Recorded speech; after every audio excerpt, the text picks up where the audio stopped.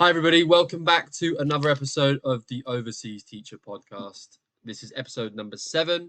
Today, I am with my guest, Rosie Pires, one of our online teachers and a good friend of mine who I recently met in real life.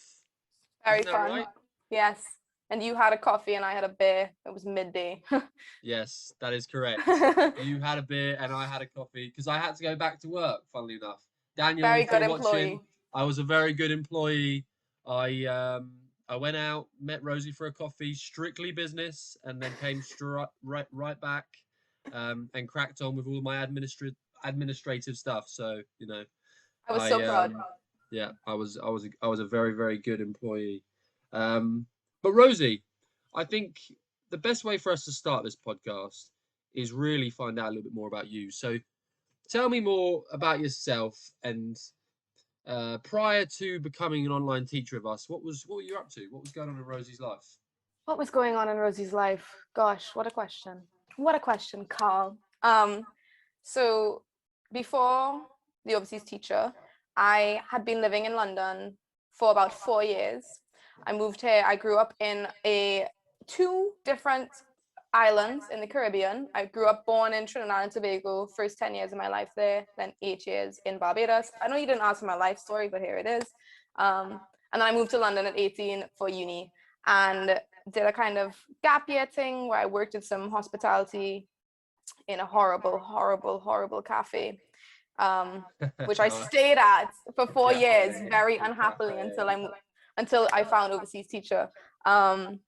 But yeah, and so I did my degree, which was in psychology and counseling, because I ultimately want to work with kids, which is why I then started moving to look towards teaching jobs or just working with children in general. The pandemic hit and that knocked me for 6, and I did I graduated from my parents' porch in Barbados, so I was very privileged in that sense. I was far away from England and I had the beach very nearby. And then I was in that horrible cafe job. They had really gotten under my skin at that point, treated me really horribly, and a lot of people that I loved who worked there quite poorly. And then I was just stumbling along Indeed one day, unaware, blissfully, and then found overseas teacher. I thought, this is really cool. It was in the November lockdown, and applied and initially didn't get in. And then Karl worked very hard for me to be on the team, which I'm so thankful for, because I would be stuck at that godforsaken place had I not been here. So that's basically it. Yeah, we got you out the cafe, didn't we, Rosie? We got you out the cafe. Thank freak. Thank freaking hell. I remember nice and censored. I remember because you joined up during lockdown, and at the time I was quite big on. I was living with my parents, working from home, and at the time I was quite big on dog walks. And I remember going on dog walks, and you would send me these voice notes, and I'd be listening to them while I was walking the dog, and it'd be like, "Hello, Karl." Hi, Karl. I have a question. I don't know what's happening. Who do I message? Karl, because you were my port of call for the first month. I'm pretty sure I went to you for things you had no idea about, and you were like, Rosie, I'm not the one. I'm sorry. I tried with what I could, though. I tried with what I could. Yeah, of course, as you would. But yeah, that's basically what I was doing, and that's mostly about me. I live in South London, Southwest London, kind of, with my brother, my partner, and I've been I've just been working towards being, I guess, where I am right now, which is with overseas teacher. I'm very lucky there, and I'm able to have a lot more of a balance in my life. But yeah. How long have you been working for the overseas teacher now? Oh my gosh, not long in the scheme of things, but I feel like the time has flown by, because it's June and I joined in December last year, so 7 months. 7 months. It's gone pretty quick. Look at that. Yeah, I know. I feel like we've leveled up, because Karl and I actually recorded this podcast before. Sorry to sell you out here. And Karl called me his friend Rosie, and now I am his good friend Rosie. So yeah, I think you go. The one meeting in person, you're like, they're my good friend. What actually happened was we ran through this whole podcast probably about 2, 3, 4, 5 weeks ago. No, more like 2 months ago, Karl. It was so long ago. It was cold outside. Yeah, it was really cold. It was, and we got through the whole podcast. And to be fair, it was a good podcast, but at the end when I reviewed it, it turned out I never turned on your audio. So It was a complete waste of time. We But loved here we it. are again, 2 months later on, and we're finally getting it done. Very Um, proud. so, Rosie, you've been working for the overseas teacher now for 7 months. Let me ask you, did you ever think this would be the type of thing prior to joining the overseas teacher that you would get involved in? Honestly, I didn't even know it was a thing, like at all. I didn't even know, not even a thing I could get into. I didn't know it was a thing. I was trying to look for extra work to do at home or just nearby. And then I saw this remote option. And I was like, remote? You mean I could just wake up and then do yoga right there and then just saunter over and then like do a job, you know? Sure. And I think this is something I said previously as well with you, is that I grew up with parents who both, I was very fortunate, but from the time I was maybe 4 or 5, both my parents started working for themselves from home. Or even if it wasn't for themselves, my dad is a journalist, so he wrote for the paper, but it was all from a home office. So I've kind of grown up with an understanding of the home as a workplace as well. And I've really thrived in that environment of like working from home and setting your own boundaries and stuff like that. And so that was something that really drew me in. And I also didn't know it was a thing, that teaching English online was a thing. It's not something I'd gone into. I'd never gone further into languages than I had to. I did my GCSE in Spanish, did fantastically. But then that was it, like bish, bash, bosh, done with the languages. Sure. I had a friend who was studying Chinese, and, you know, she's going to Taiwan soon, I think, actually. But she was my link to like understanding any aspect of the culture. And then she mentioned it to me and she was like, yeah, they do like online TEFL training and stuff. And I said, well, I don't have a TEFL course thing. I don't have none of that. I don't want to pay money in it. And then overseas teacher was offering it to have that included in part of the training. And I was like, yes, worst to worst, they don't hire me and I have like 120 hours in the TEFL course. So that was really cool. Yeah. I don't think I would have seen myself going for it, in that it wasn't even on my radar, but I'm really happy I found it, because I think it provides me with really, it's a really nice way of honing certain skills in and like fine tuning those kind of things, so that if and when I move on and I have to teach kids in real life or work with kids in real life, I can bring these things that I already know to an in-person atmosphere or environment. Okay. I mean, do you think that's potentially something that you would want to do in the future then, is work with kids more? Yeah, my long-term goal is to do art therapy with kids Okay, or wow. adolescents. Yeah, so I want to like work with possibly, and most, I'm like in between people who are like living with slash working through or suffering from, I would say living with PTSD in young children and adolescents, and addicts. Those are like my two, but usually those two come together as well, because people who have Sure.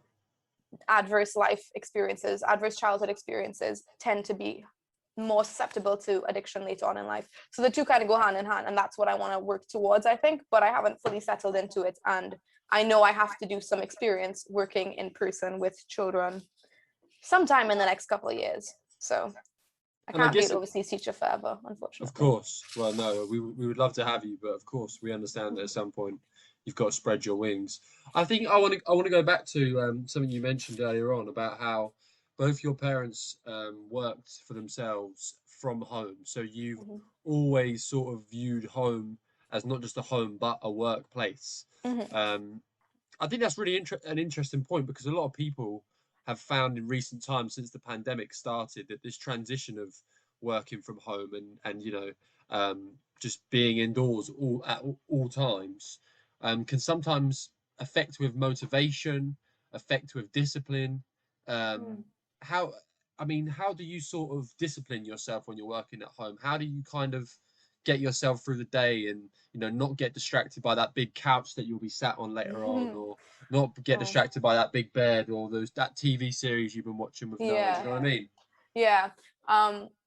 I do think that a big part of it, and it's not something that I necessarily thought I would thrive in, but I have found a lot of um, resolution in, is habits and routine, Okay. and training your brain to associate an area, like how they say you shouldn't do work in bed like very late at night, because then you start staying, you'll find sleeping more difficult, because now bed is work Yeah. and work is bed, and it's all over the place. I do think that people who might have been struggling with switching into a home environment, often, I was saying this as well with the pandemic, is that I think the pandemic made us slow down so much that people had to start looking at things that they really chose to kind of strategically avoid, whether that was through working a lot or having a 9 to 5 elsewhere and kind of like going nonstop, so they didn't have to look for long enough in the mirror to reflect a lot on themselves.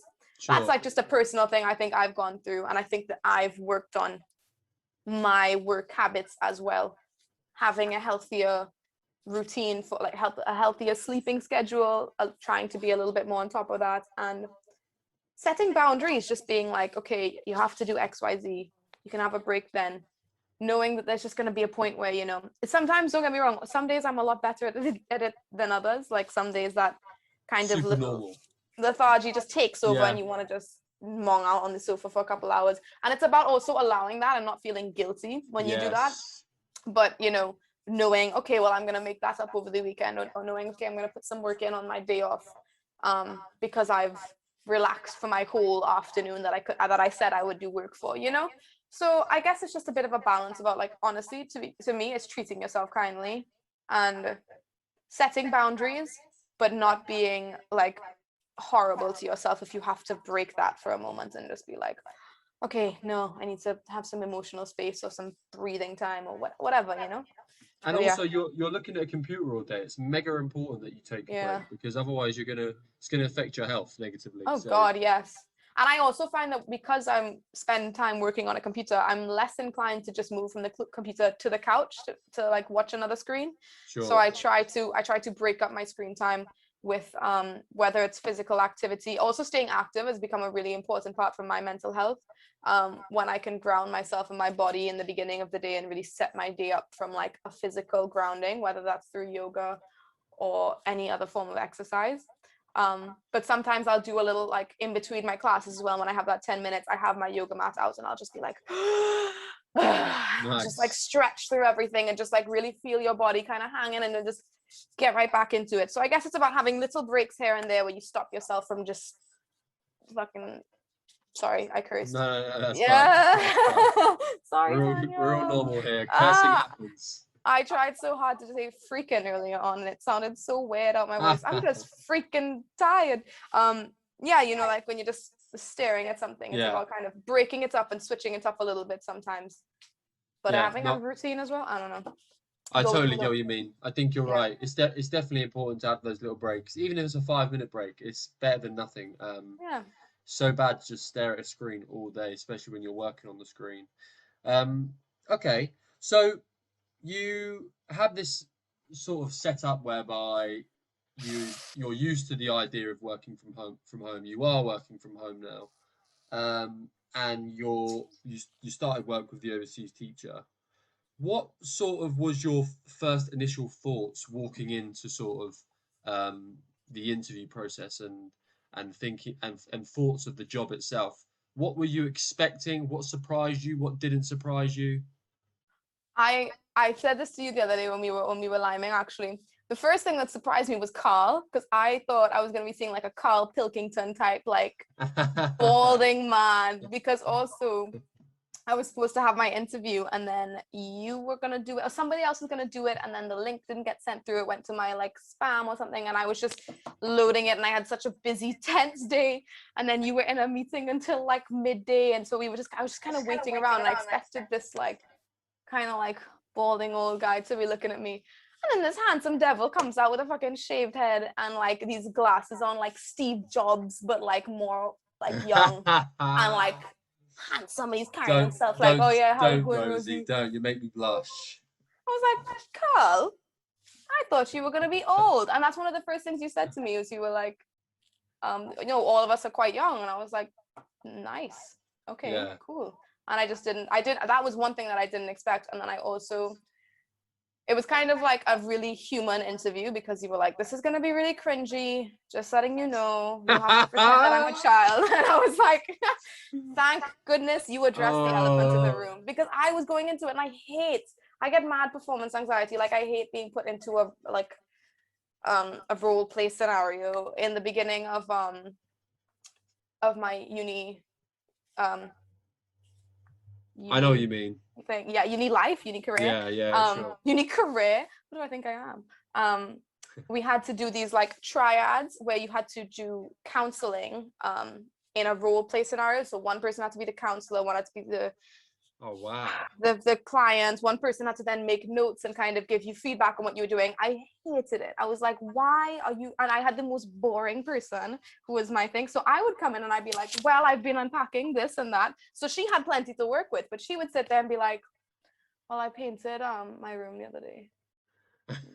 And I was like, what can I say about that? Yeah, cool. Like you painted your room. But from the beginning, from the dawn of time, I've been really bad with like any kind of performance. And the fact that you were like, this is gonna be really cringy. I'm just letting you know, you have to pretend I'm a 4-year-old. And I was like, cool, nice. And we had addressed the weirdness that was gonna happen. Yeah. And then we just went into it. It was like 5 minutes, and I thought it was really, really human. And I thought that was really nice because I think that so many things nowadays feel so forced and corporate, and it's just like, yes, Totally. I know exactly what you mean. I mean, I think that in that situation where you meet somebody for the first time, like this as and well. it's like this as well, and you're saying to that person, "Hi, what's your name?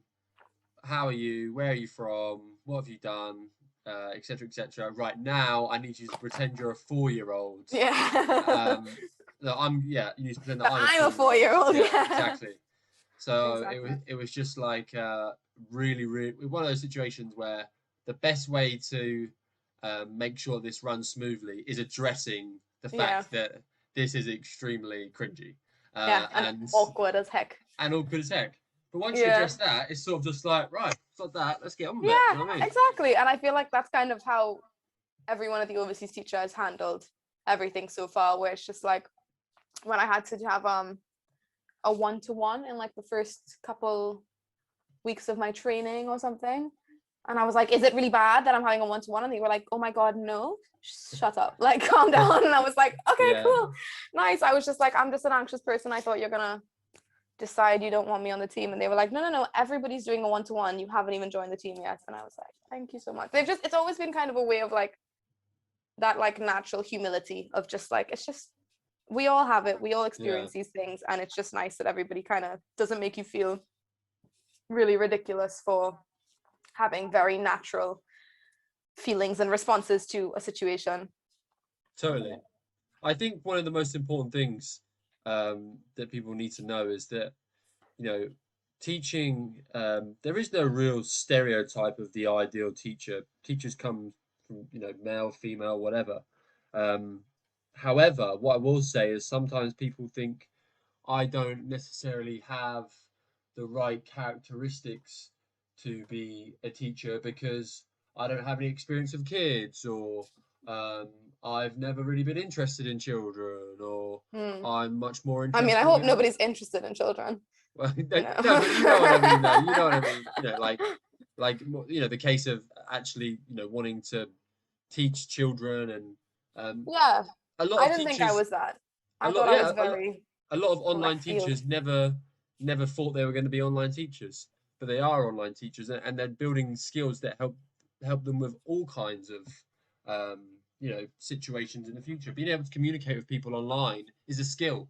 It's a Yeah, skill now, and it's a and I do skill. think it's also helped me in terms of my second job as well, because now I'm doing like tutoring and stuff for the second job with this kid, and it's just like my ability to teach. Like I always knew in terms of my one-to-one tutoring with my family, friends and stuff. But I think overseas teachers also taught me a lot of patience with children, where I'm like, I have explained the rule to you 5 times.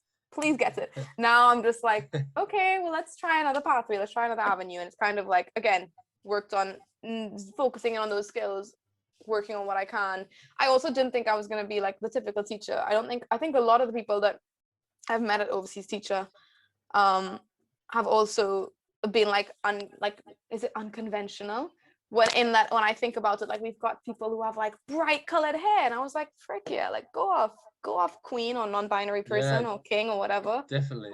And we've got a couple of people on the team who are queer or trans, and I love that as well, because as a fellow gay queer person, it's really nice to like, you can never walk into this setting because you're going into something completely remote, but in the social thing that you threw, like the first one that I ever went to and the only one I've ever been to, because I'm really bad at showing up for them. I'm only going to one and I'm really sorry. It's all good. Before, in lockdown, I had the time. Now I'm so busy and it's so in demand from all of my friends. So yeah. When I went in there, like we were in one of the little like breakout rooms of this social thing. Basically, Carl puts on these monthly social events. It's really, really nice because you get to know all your coworkers without actually knowing them. It's like, when you initially go in, it's really overwhelming because there's like 60 or like 100 people in this Zoom room, but then you usually split out into like smaller things, and even still there's some people who talk and some people who don't. I'm the person who talks usually, and it's nice because then I went into the separate room and I was talking to this girl who was in it, and I was like, I really like the guitar on your wall, I really like your artwork. I was like, I hope you don't take this the wrong way, but it's really queer, like it's really gay. And she was like, are you gay? I'm gay. And I was like, I'm gay. And I was, oh my God, it was so nice to just kind of have this moment, because I never have that. I've always worked with the same cis straight people. If I found one other gay person, it meant we had to flirt. Like it was that boring. Yeah, sure. And so I feel like it's quite nice that you get such a nice variance of people, not only in terms of like queerness in terms of sexuality, but also gender queerness. Like I know we have trans and non-binary people on the team, and we also have cis people who are straight, like Karl, but we still love him. It's fine. He isn't any less exciting. Sorry guys, I'm only cis. Oh, damn it. Where's your trauma? It's fine. Yeah. I know you probably have enough personal trauma. It's okay. But yeah, so I think that that's something that's also really nice, like completely unconventional people. Like not that queer is unconventional, but I know what you mean. I know what you mean. And generally, I think that what you're raising is actually a really important and valid point, because I think lots of the time when people think of the perfect teacher, they think of this blonde lady with a white shirt on and a black skirt and a ponytail and glasses. Whereas nowadays we have people like Zara Pride, who head to toe in tattoos with purple hair. She is so cool. She's super cool. Yeah. We have people, you know, who dress, and I think that's really, really important actually, is that you dress the way that you feel most comfortable, because at the end of the day, the only way you're going to be able to deliver a class successfully is by feeling as comfortable as possible. And you never feel more comfortable when you're dressed the way you want to dress, looking the way you want to dress. In your space as well. In your space as well. So I think it's really, really important that that we make sure that all people who teach online know that they can be themselves. There is no guidelines as to what you can and can't wear. Obviously, within reason, you can't. Yes. But you know, it's just important people feel like they can express themselves. And and I think it's also nice because it opens like an avenue, or like it opens a conversation, a dialogue between employees and employers, so that employers are now kind of becoming more aware of like, okay, maybe what are some more gender inclusive terms, instead of being like, hey guys and girls, we can just be like, hey folks, or you know, all these different kinds of things that might be very much overlooked are very important to queer and gender non-conforming people. And I think that from the time you have a workplace where people are comfortable to express their opinions and how they feel in the company, but B, also a bunch of these people are queer or gender non-conforming or just different by a European standard, then it allows for some really nice progressive change, and it allows for at least a dialogue to be opened if you wanted to. Like I know I could go to somebody and be like, hey, or I know somebody on the team who might be trans could go and be like, hey, can you please make sure you don't say this when you refer to me or whatever. And it's really nice. I think it's a really good opportunity as well. Yeah, I think you're right. And I think that's something that we're going to continue to build on as much as possible. Obviously it's a relatively new change. And I think that I don't think there's any company that's 110% the way that it's not 100% perfect. No one's 100% perfect, but as long as we can strive towards perfection, then and working towards it is the first step anyway. I mean, at the end of the day, the companies that don't adapt at all are the ones that will fall, because unless they're like freaking Starbucks, so they're very already like, Of course, yeah, you of know, course, but they're already supplied and stuff. But you that's know, a small completely companies, different it kettle of makes fish, all the though. difference. It makes all the Yeah, difference as well for my partner. My partner's non-binary, and trans, and so for them, going into a workspace can be really like a new workspace is really anxiety inducing, because it's like, how do I tell them that I'm not a girl and not a boy? How do I tell them all these things? Like, how do I navigate these conversations with people? But overseas teacher just seems to be really inclusive of whatever you need. Like, just let us know, and yeah. they'll work on it, you know. And you know, again, nobody's perfect. I don't expect overseas teacher to be setting the like the new like boundaries and all the like the new boundaries. What is it? I know what you mean. Navigating. You know what I mean? Yeah, not You know, becoming the uh, next pinnacle pioneers, yeah, shining light pioneers that for the bring queer everything. community. But you But know, we'll you are try. very, We'll you are try. trying and you are listening, and so that's Yeah. what's important. I just think that ultimately our business, our number one goal is for our teachers to deliver the best classes possible, and the only way we're going to be able to maintain that goal is by being assured that you guys feel comfortable, and that's what it comes down to, is comfort. So yeah, I think this has been a brilliant podcast. Thank you very much for your time. Take two. um yeah, take two, second Let's hope it podcast. recorded. It's Yeah. definitely recorded. I can see that the audio bars are jumping up and down every time you speak, so we're all Amazing. good. But thank you very much for your time, Rosie. It's been brilliant. And yeah, it's Friday. It's the weekend's about to start. We are neighbours almost. Really neighbours. You live in Wimbledon. I live in well, you I live in don't live in Richmond. Wimbledon. Why do you You live keep in, I saying don't know it? why I keep saying Wimbledon. Is it Richmond? You live in Richmond, right? Near Richmond enough. It's close enough. Yeah, you're south, I'm east, but I'm sure we'll see each other again at some point in person and have another Eat coffee. seafood. Maybe we'll just have two beers this time. Maybe Don't tell Daniel. Maybe it'll yeah, be don't tell after work Daniel. hours, so you don't have Maybe to it'll do it on be your after lunch work break. hours. That's it, right? So I don't have to run back. And maybe before you have your haircut, which by the way, I love the mullet. Thank you very much. I love it too. I feel so me. It feels really good. I mean, the kids haven't noticed, and one of my kids was like, "Oh, teacher, new hair." And I was like, "Yeah, yeah, you're my favorite." I Um, noticed, Rosie. I noticed. Stop. Thank you, Anyway, Carl. thank you very much, guys. This has been the Overseas Teacher Podcast. Please give us a thumbs up, subscribe, like, and all that jazz. And if you've got any questions for Rosie, any questions for me, please feel free to drop them in the comments below.